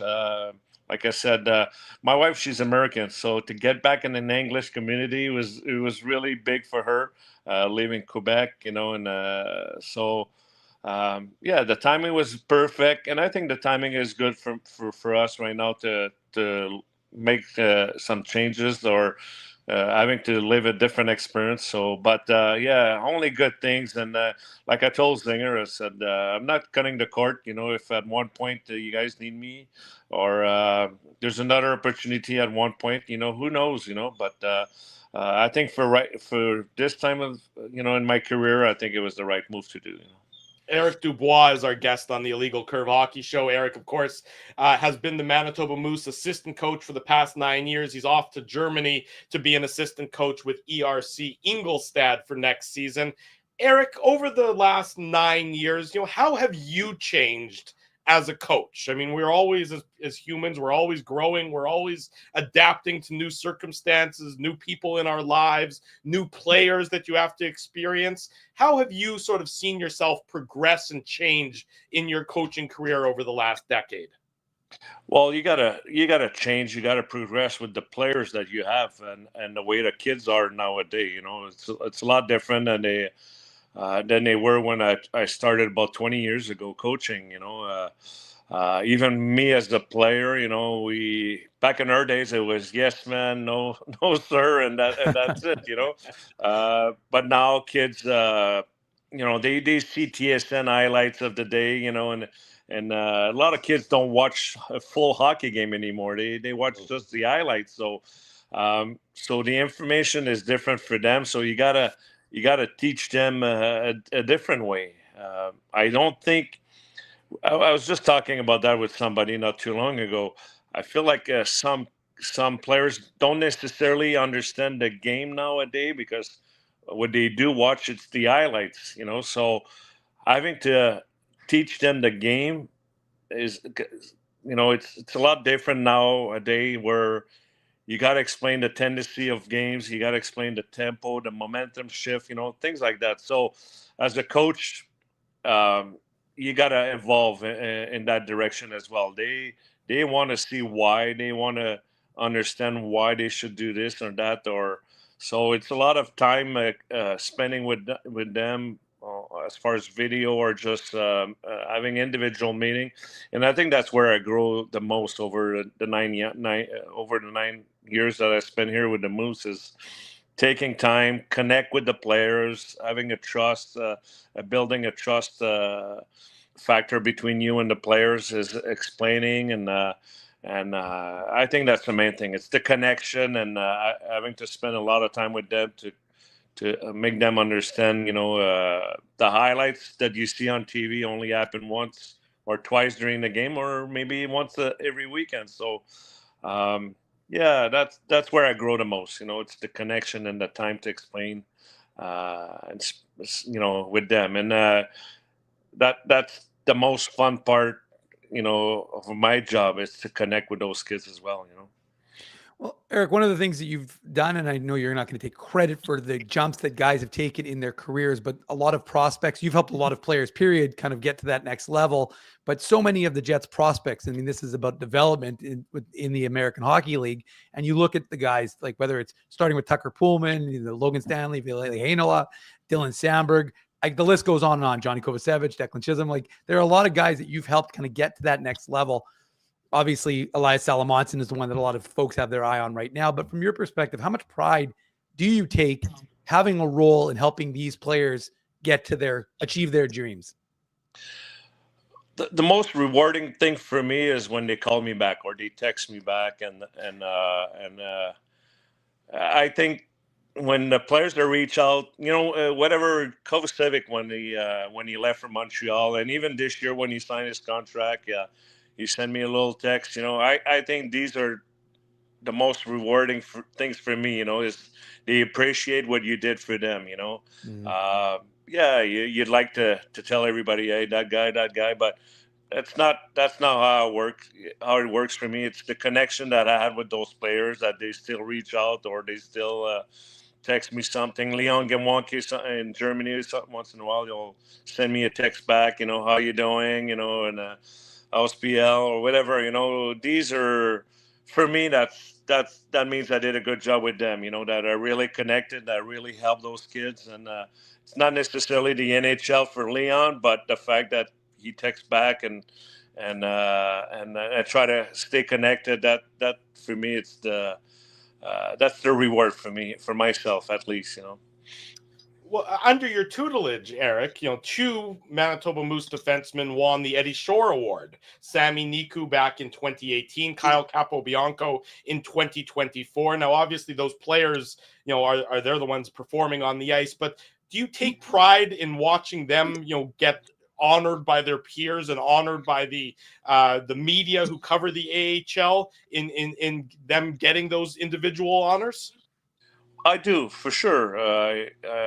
My goal is to always make them progress. It's to get them reaching a point where they play at their best, and I think that's the main goal for any coach. It's to obtain the best out of those players. You want them to get better on the ice, off the ice. Sami Niku, we had to do a lot of work off the ice as far as work ethic and things like that. But when you see the reward at the end, they reach their full potential, and they win an award like that. Of course, it's you take a lot of pride in those awards. But like I always said to every players, that play for the Moose, or every defenseman at least, I'm going to try to help you become an NHL player. I hope it's for the Jets, and I that's my main goal, to eventually get to the Jets. But if it's not for the Jets, and if it's for somebody else, I'm going to be just as happy, because you're playing in the American Hockey League to eventually become an NHL player. Well, I'm going to help you. And when I see Kovacevic being picked up on waivers by Montreal, or Declan Chisholm get picked up by waivers by Minnesota, for me, it's just as I take just as much as pride as anything, So to see those awards, for sure, I take a lot of pride in it. But it's the fact that they work hard, they listen, they're very receptive, and they fully play to their full potential. That's a lot of pride for me, for sure. Well, Eric, I'm going to ask you to zero in on one guy in particular, because, of course, he was the Rookie of the Year for the Moose, Defenseman of the Year for the Moose. He is he's like a right shot Dylan Sandberg. But from your perspective, the growth in Elias Salamonson, what did you see as someone who worked with him every single day this season? Very receptive kid, very quiet, but wants to get better, wants to get to the NHL. I felt like his biggest growth this year was when he got hurt. I feel like it gave him a chance to get outside, look at the game from the stand, from the skybox, and get another perspective. Because every defenseman that gets that are coming from Europe, big ice surface in Europe, it's not as physical. You got more time with the puck. So every guys that come to North America are very surprised by the speed of the game, by the physicality of the game. And they don't think, or they feel like they don't have time to make any plays with the puck, So a lot of times they're rushing their play. Or I'll give Sami Niku an example. Sami was getting nailed. And I mean, nail every game before Christmas. And I was, my God, you're going to get hurt at one point. You got to get rid of the puck, he said. My God, in Europe, I got so much time that I feel like but Sally was the other way. He had a different approach where he was rushing his plays. Like, wasn't taking time to make plays or things like that. And the fact that he went in the stand, look at the game, and realized that, hey, I have more time. I should be more patient. I should have more poise into my game and take time to make plays, because I could make plays. And we could see that during practice. His execution was really good. But I think the fact that he was out of the game for a couple months or 7 weeks kind of made him realize that, hey, let's relax, let's make plays. So when he came back from his injury, I thought he was playing his best hockey of the year. A lot of good plays with the puck, not rushing anything, lots of poise, willing to take a hit if there's no play available, to eventually make the right play.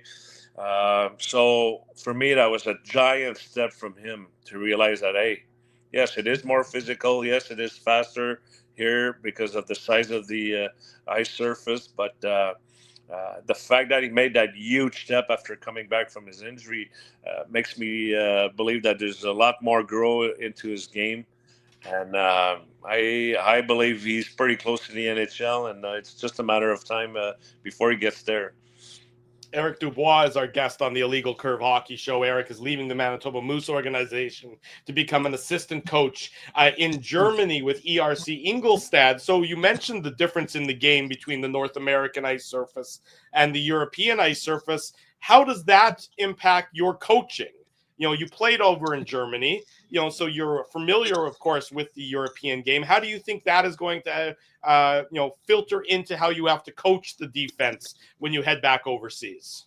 Yeah, for sure, we'll have some adjustment. As far as the size of the arena, the penalty kill. Do you want to put as much pressure? So we'll have to adjust and adapt a little bit to that style of hockey. There's one thing that me and Mark talk about. This is an organization that like to have some young players coming in as well. So he doesn't want me to stop that teaching part of what I like to do. I like to teach those defensemen how to get better. That's one area that he didn't want me to change anything. The fact that they have young players coming in every year. But yeah, as far as penalty kill, as far as can we apply just as much pressure at the blue line on entries as we would here in North America? These are things that I'll have to, we were talking about that, but we'll see. I think it's about a feel. It's about who I have as a defenseman. Are they good skaters or not? Can they apply as much pressure? So on breakouts, it's the same thing. Do we have some adjustment to make? We were talking about that I believe in different things, but I can't wait. I can't wait to see that next step, and adapt and adjust to a different heights and different type of game. I can't wait for that.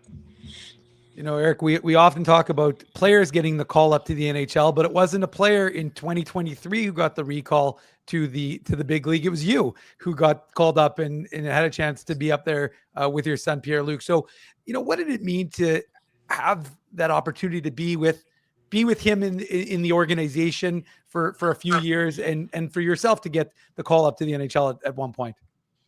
It was fun. It was weird at first, I try to stay away from him, and stick around the other players that I knew. But Pierre was really good about it. He said, "Hey, don't change anything. Just do your things." And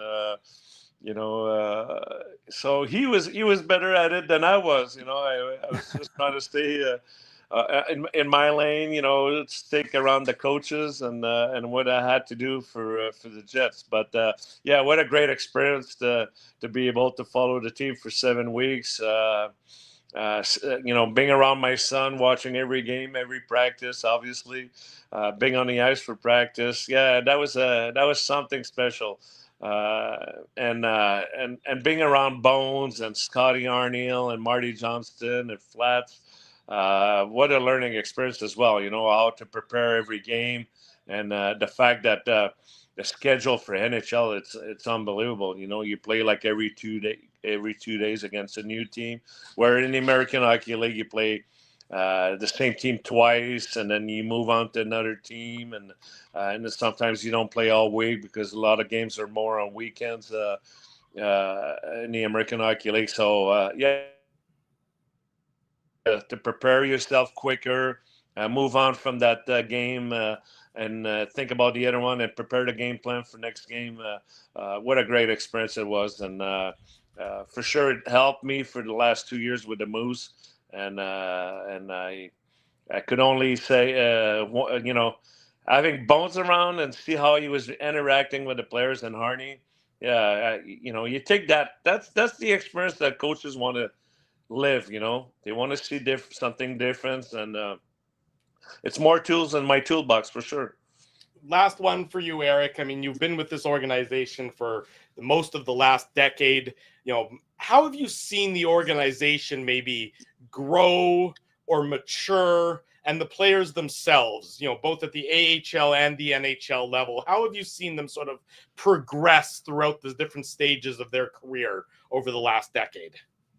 Well, the first year I arrived, I think Paul was starting his first full year, and there was a lot of young kids coming up, like you had Kyle Connor, Jack Roslovich, Nick Ehlers.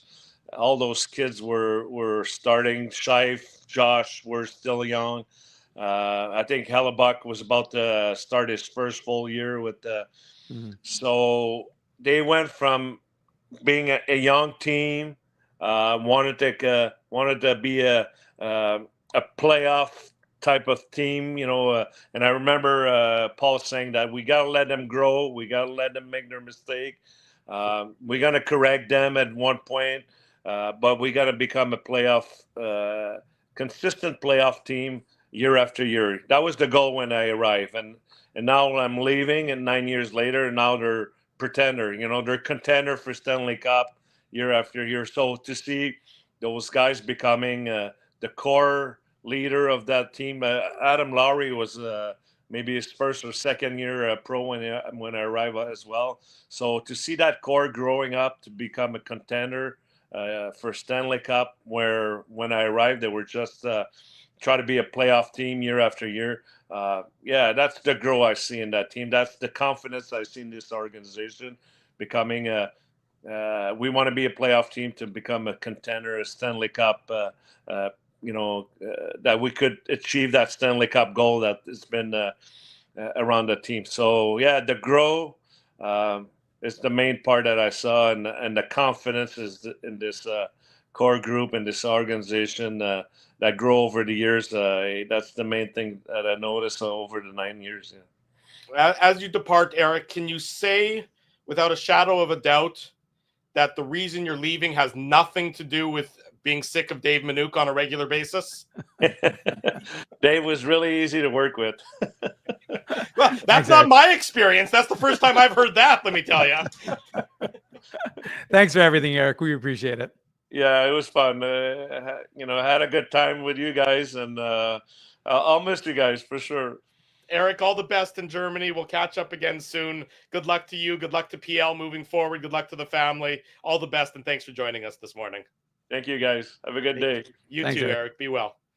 Eric Dubois, assistant coach for the Manitoba Moose, former assistant coach for the Manitoba Moose, leaving the organization to head to Germany. That's his exit interview, if you will, here on the Illegal Curve Hockey Show. We have one final break we have to take. We'll come back. We'll talk about the interview. We'll wrap the program. We'll look ahead. Don't go anywhere. Saturday morning, Drew Mandel, Dave Minuk. No Ezra Ginsburg, but he's here with us in spirit anyways. Might be in the chat. Yeah, he's in the chat. This is the Illegal Curve Hockey Show. We want to thank you for not betting with Play Now and choosing our illegal gambling site instead. Because we couldn't afford things like this without your money. So much of your money. Now you might have questions like, Do our profits benefit your community? No. Or bet with Play Now, Manitoba's local legal and secure gambling site. Dining, entertainment, parking, and convenience, all in one spot. City Place is located in the heart of downtown Winnipeg, attached to the Canada Life Centre. Whether you're working, living, or out for a night in the downtown, make City Place your go-to destination before or after the fun finds you. Lunchtime, game time, anytime, visit City Place at 333 St. Mary Avenue, next to Canada Life Centre. Holt Dental, the new official dentist of Illegal Curve, has a philosophy rooted in two unyielding principles: genuinely caring about patients and providing outstanding service. Being a patient of Holt Dental means more than just checkups and treatments. It's taking the time to listen and talk to each patient so they can achieve the best long-term health, functionality, and aesthetics for their teeth, mouth, and gums. Conveniently located at Grant Park Festival on Taylor Avenue, Holt Dental is dentistry of the highest quality in a comfortable and relaxed environment. For more information, visit holtdental.ca. Oh, and there's plenty of free parking at the front door, too. Celebrating its 40th year as Winnipeg's home for stand-up comedy, Rumors Restaurant and Comedy Club has recently been named Canada's top comedy club and a top 5 comedy club in North America. From birthday parties to date nights to fundraisers and everything in between, Rumors is your destination for the best and most affordable live entertainment Winnipeg has to offer. For more information on upcoming shows, Rumors' incredible promotions, and to purchase tickets, visit rumorscomedyclub.com. At Boston Pizza, a fast lunch doesn't have to mean fast food. Now you can get a $15 lunch served in just 20 minutes, including your choice of a main, side, and drink. That's right, lunch for $15 at your local Boston Pizza. Welcome back to the Illegal Curve Hockey Show Saturday morning. We'll talk about an episode that has flown by. This has been absolutely that one.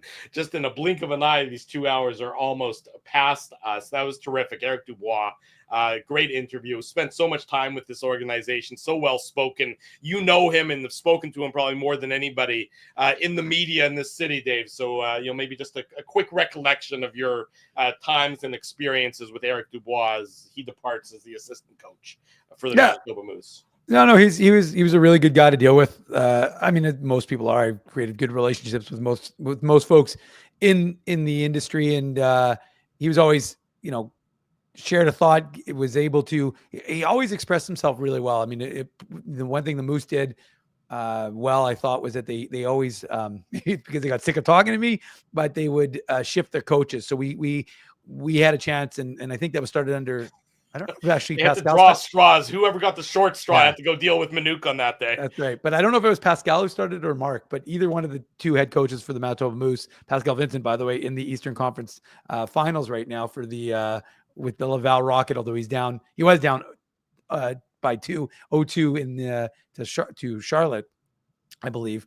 But I mean, it's unfortunate in the sense that he's, he was always great to talk to. So they instituted a policy where you speak to the assistant coaches after games. They kind of did a rotation, and Eric was always one who provided a lot of insight, and he didn't blow smoke. Like, he would tell you what he actually thought about a player. He wouldn't throw players under the bus, but he would tell you, like, they could done this. And he was a teacher at his core. That's what he did. He really taught. And like I said, I went over the list of guys that he had helped get. And again, I'm not saying that he would take credit for their getting to the NHL, but if you look at the list of the Jets D prospects, a lot of them have gone to that next level and secured good contracts. Even Tucker Pullman, who got that big contract, obviously had to deal with a concussion, which ended his career, but he got a big contract out of Vancouver. And Johnny Kovacevic got a big contract this year with New Jersey. And Declan Chisholm. So we've gone through the list, and again, Dylan Samberg's about to get a big contract with the Winnipeg Jets.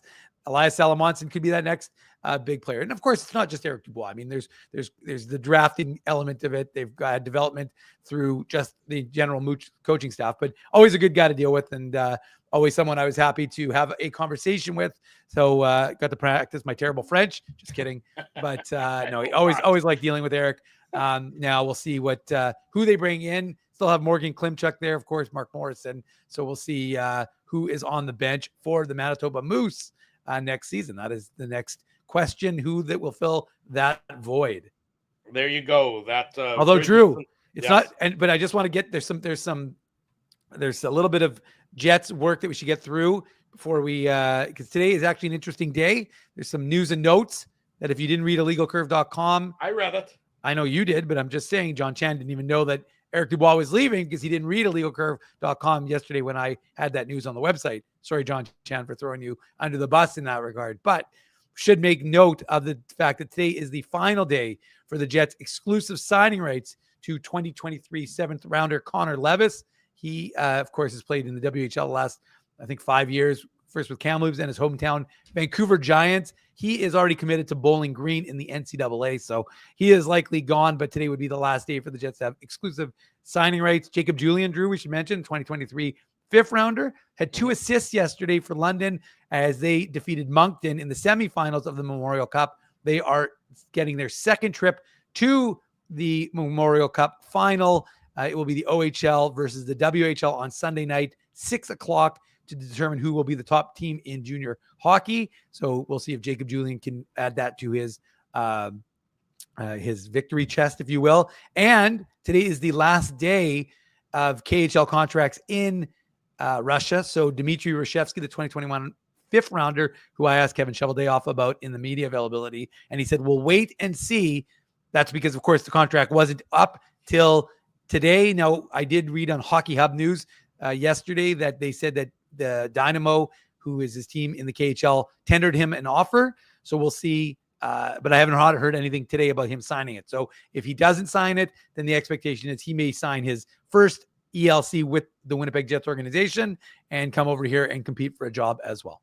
That would be an interesting development, and all of the latest Winnipeg Jets news will be available, as it always is, on illegalcurve.com. That wraps us for this Saturday morning. Big thanks to Eric Dubois. Big thanks to Mike McIntyre. If you missed any of those interviews, if you missed any of the program, 2 hours of Jets content, it's available on the YouTube channel, the immediate replay. The podcast will be available shortly thereafter as well. If you haven't already done so, smash the like button, subscribe to the channel, subscribe to the podcast, leave us feedback on YouTube, on your Google reviews, your iTunes reviews, everywhere else. Want to hear what you have to say about our program. Big thank you to all the sponsors of Illegal Curve. They make this show, they make the website, they make the post-game show when we have the post-game show. A possibility that, of course, is Play Now, the title sponsors, our friends at Rumors Restaurant and Comedy Club, Holt Dental, Boston Pizza, City Place, Seagram's, the Rady JCC Sports Dinner coming up in about 10 days' time. Support all these great causes because of their continued support of Illegal Curve Hockey. Thanks to all of you for joining us. If you haven't already done so, smash the like button. We want you to be safe on this weekend, so do responsible things. Prayers, thoughts, everything for all those who are suffering and being victimized by the wildfires. Let's pull the rope all in the same direction. One Manitoba. We look out after one another. Thanks to my colleague, Dave Manouk. I'm your host, Drew Mindell. If it's Saturday, it's the Illegal Curve Hockey Show.